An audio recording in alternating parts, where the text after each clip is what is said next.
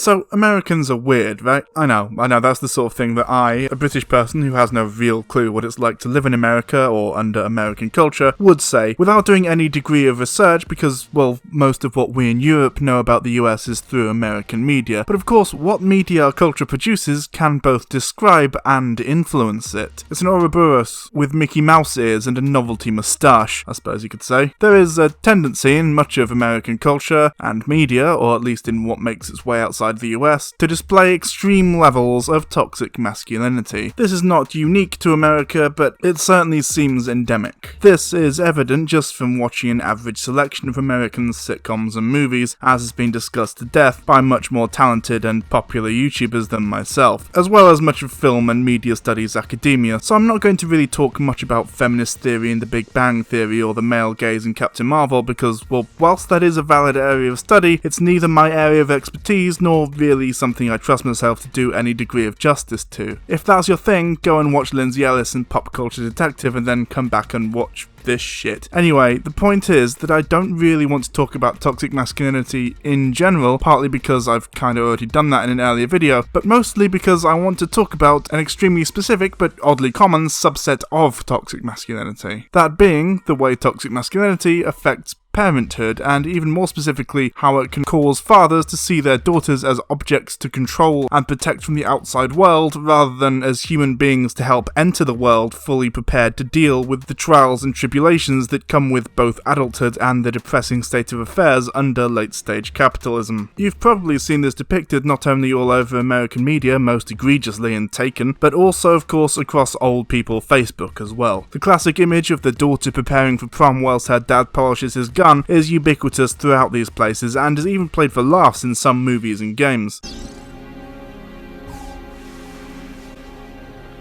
Oh, it's you.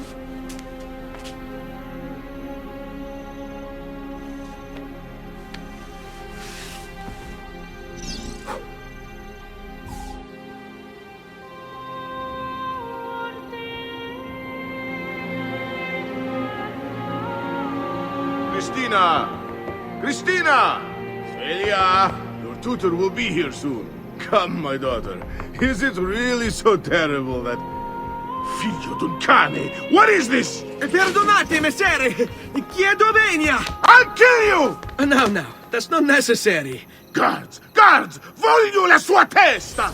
There's really no need for violence. And of course, a natural extension of this idea is the widely shared phenomenon of the rules for dating my daughter shit that not only appears in terrible memes on conservative Facebook pages, but even cringeworthy shirts worn by extremely insecure men. Oh, and also they made an entire sitcom about it? Let's discuss it, shall we? I can be your daddy, make everything okay. Shut the fuck up, big girl, go and do what daddy say. There are a number of variations on this idea of the rules for dating my daughter, but in general, there are between 8 and 10 rules, all based around different aspects of toxic masculinity. Let's discuss them individually. 1.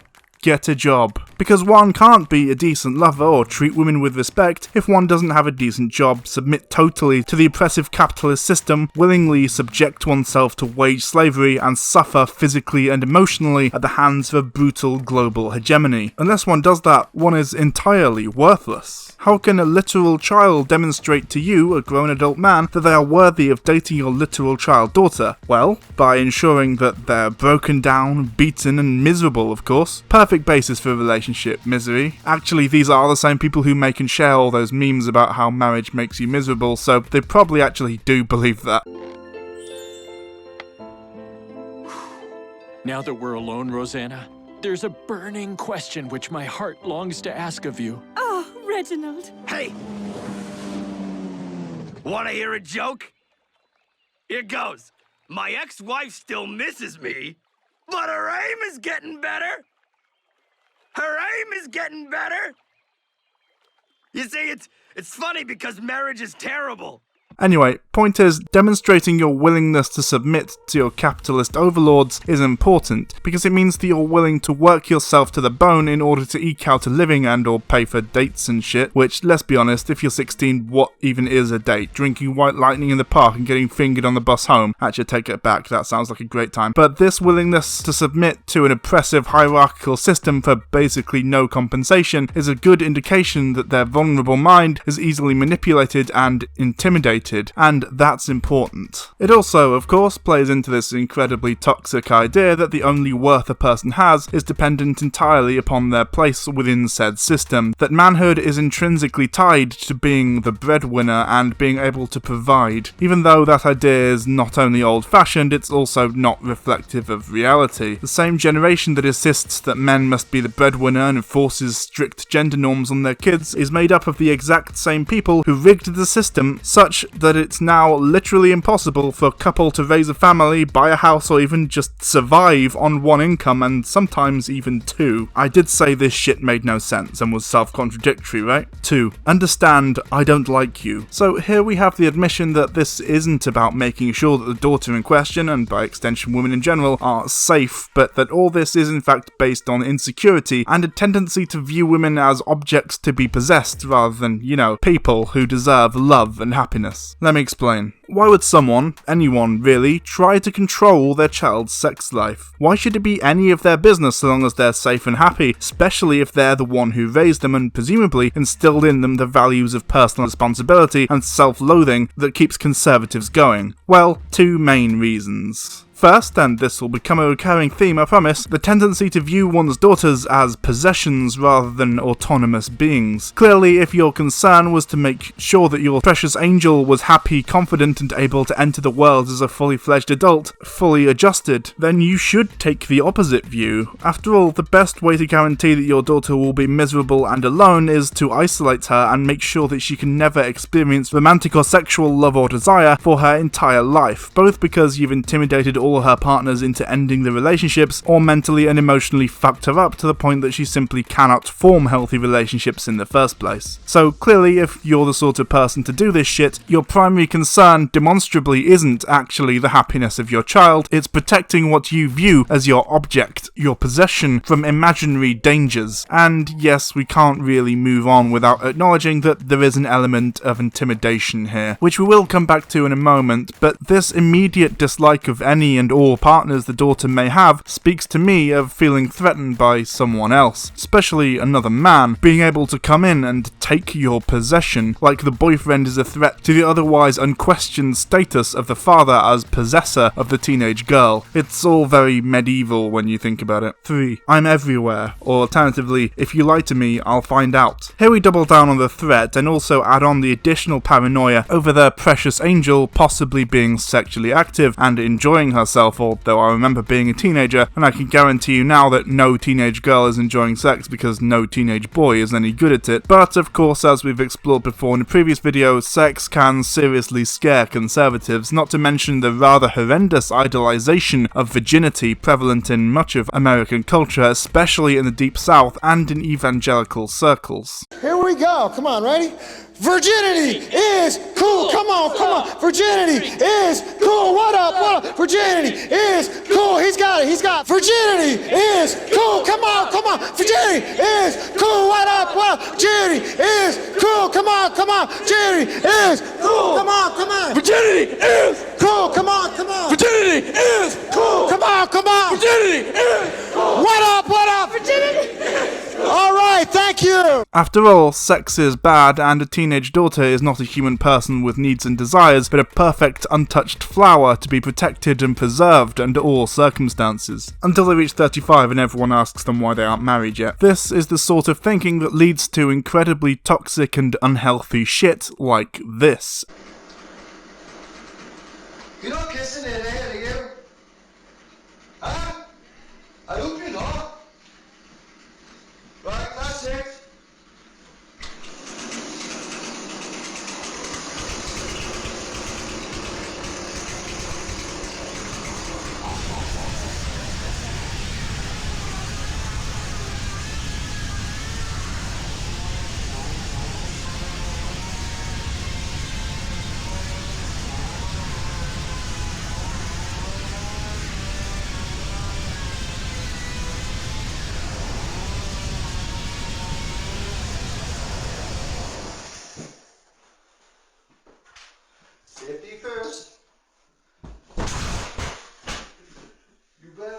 listen to her.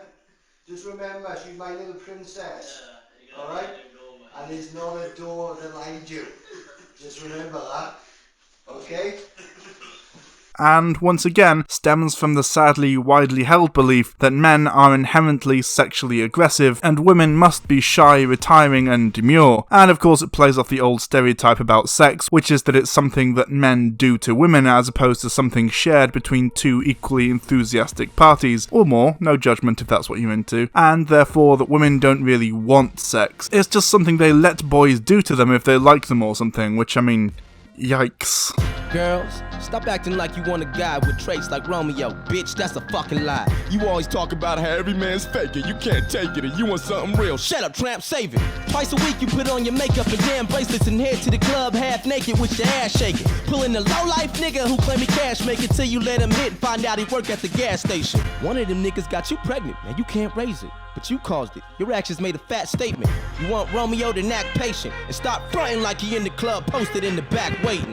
It's the club, when guys put on a new persona. After they get loaded with a few coronas, they always shouting and wild out with habits that very few condone them. Then they look for beautiful brainless bitches like you to bone them. Then when they leave you, you cry and cry. Talking about, oh my god, I can't find a guy. I've spent so many years and I've tried and tried. Why am I even on earth? I should die. You want Romeo, you're not worthy. You're cock thirsty, you're nasty and probably got herpes. Sometimes the secret to find is to stop searching. Try a new formula cause your last was not working.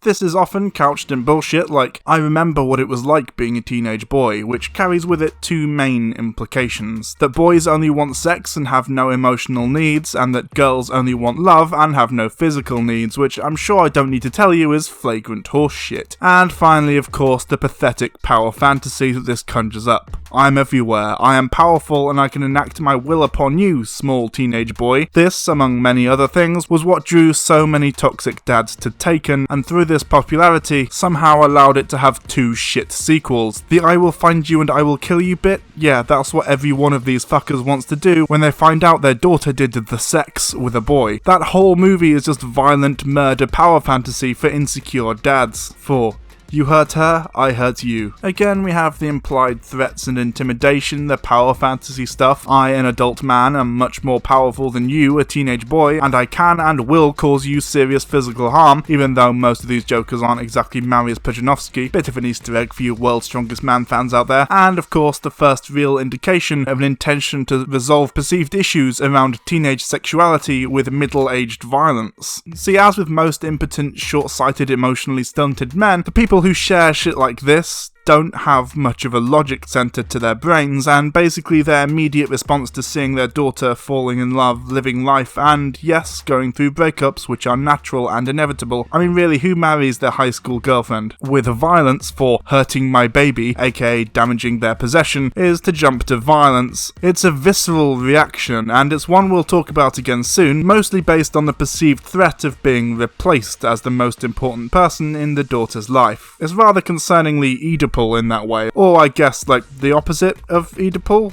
whatever, it doesn't really matter. The material power lost through previously being the only man in the daughter's life is replaced by a more desperate, jealous kind of retributive power, which can't be exercised without first provocation, which in this case is set up to be if my daughter gets hurt. It's not even really about retributive justice, it's more just grasping at straws to try and find an excuse to enact violence upon a child that they feel inexplicably threatened by, as their relevance in the daughter's life wanes. 5.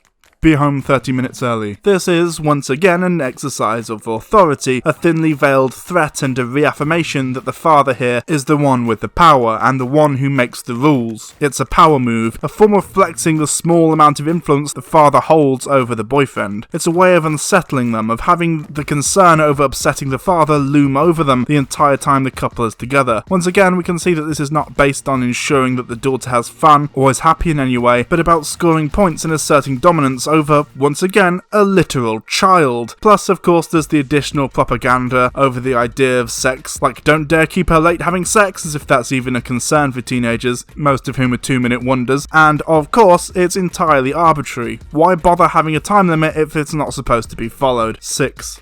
get a lawyer, and similarly, I don't mind going back to jail. We continue with the theme of threats of violence, spiced up a little by the hint that there's some kind of aggressive, dangerous character who's liable to fly off the handle in a fit of violent rage. You know, despite most of these same people being incredibly anti-criminal and believing in retributive justice. I know it's not explicitly conservatives doing this, but come on now, let's be honest here. I have yet to meet a leftist who believes in controlling others' sex lives. Not without their explicit consent, anyway. 7. She's my princess, not your conquest. It shouldn't need to be said, but here we go again. She's not anyone's anything, she's a person, and again with the dual assumptions about men that they're all just animals only interested in sex and conquest, betraying, again, that rather backwards view of both relationships and fatherhood. Women should not be used for sex, that's true, it should be a mutual thing, but a lot of women absolutely can and do enjoy casual sex, and equally, a lot of men don't. Further, possibly the only thing worse than looking down on women for their sexual escapades, at least in my opinion, is to put them on a pedestal and view them as more than they are. No one wants to be used or manipulated into sex, but equally no one wants to be treated like some kind of superior being or figure of worship, or like a child. Treating a young girl like a princess or a conquest are both bad for different but similar reasons. Treat women like people, for fuck's sake, because, you know, they are. It's like on the one hand these dads are angry that boys see their precious baby girl as an object, whilst they also treat her like an object. 8. Whatever you do to her, I will do to you. I could honestly talk about this one for hours, going into all the weird Freudian bullshit involved here, but for now let's just leave it with a brief rundown of all the weird toxic elements, since it basically encapsulates everything we've been discussing so far. We have the implication that men only want sex, that sex is something that men do to women and isn't mutual at all, that sex is just objectively bad and deserves punishment, that male-on-male rape is both hilarious and also not gay if you're the rapist, a little bit of gay panic, and of course the threat of violence to a man he sees as a potential threat. Like I said, it's the ultimate encapsulation of all of the above, and a perfect summary for why shit like this is not healthy.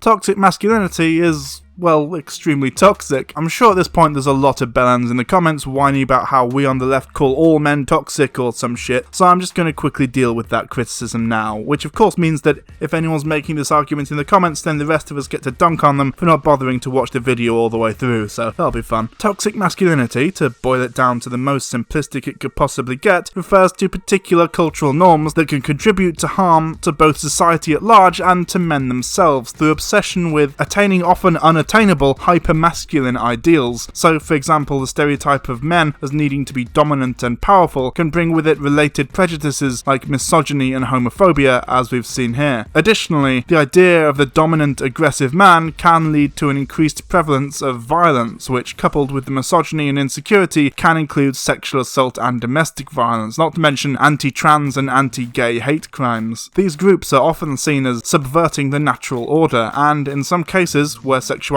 and gender are shown to be more fluid than previously believed, for example, if an ostensibly straight man has sexual feelings towards another man, or, shock horror, a trans woman, this can set off gay panic alarms in people's heads. And in some cases, trans women have been murdered in a sort of revenge killing for deceiving these men into sex, when in their mind having sex with a trans woman is tantamount to sex with a cis man. Juries have even acquitted murderers based on this assertion. People who are comfortable with their masculinity and who have a healthy attitude towards gender do not do this. As pointed out in that now infamous Gillette commercial that sent the gammons off the deep end, often the socialization of boys with these preconceived ideas about what manhood is often normalizes violence. Boys will be boys, locker room talk and all that.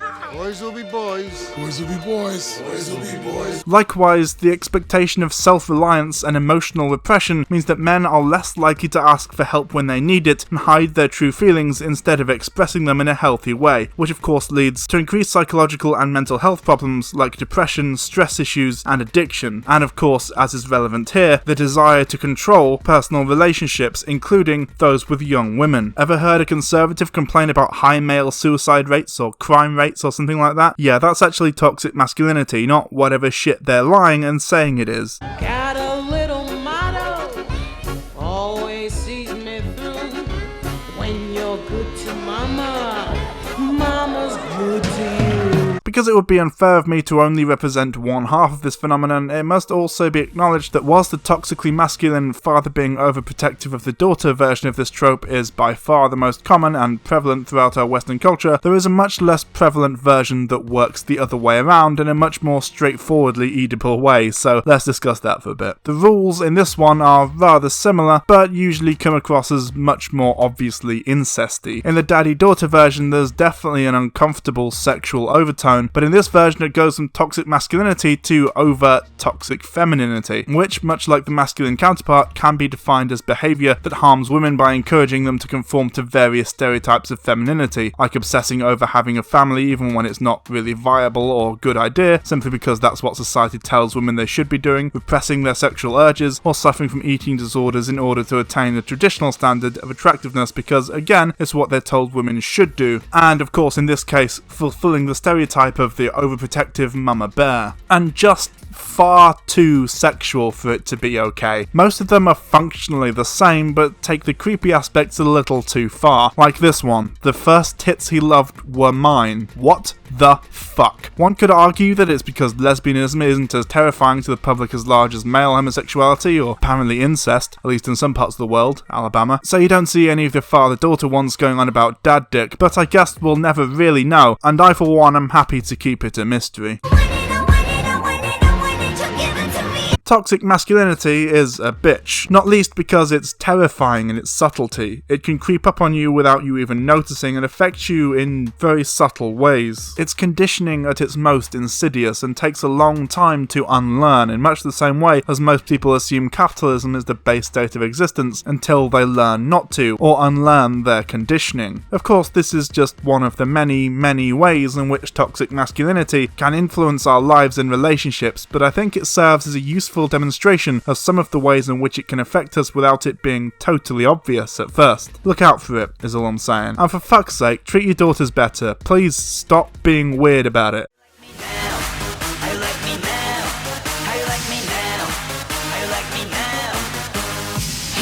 Where'd you get that body from? Where'd you get that body from?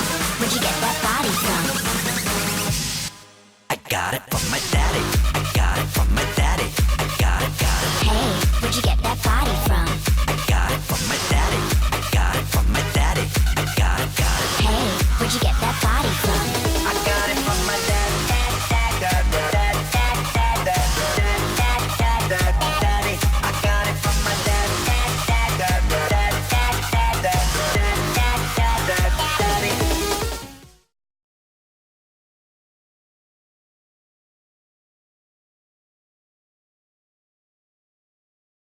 Man's never been in marquee when it's shut down, eh? Trust me, daddy.